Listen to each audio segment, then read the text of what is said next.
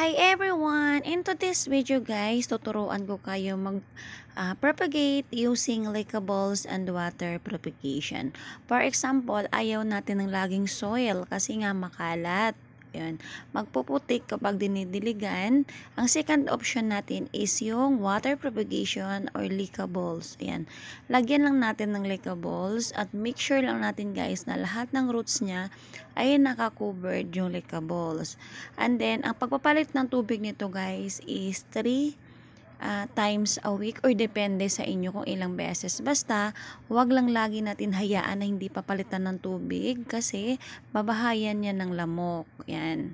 Ganon lang guys, kabilis. And then, pwede siya natin ilagay center table natin or kung saang gusto natin. Alam nyo ba guys na si Aglaw, ayon sa Feng Shui, ay lucky daw ito for money.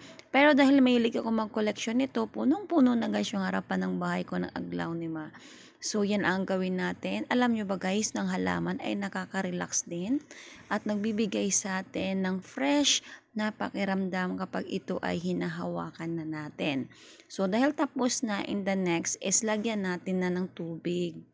Yan. Ang nilalagay ko guys is mineral water or maganda rin is tubig ulan.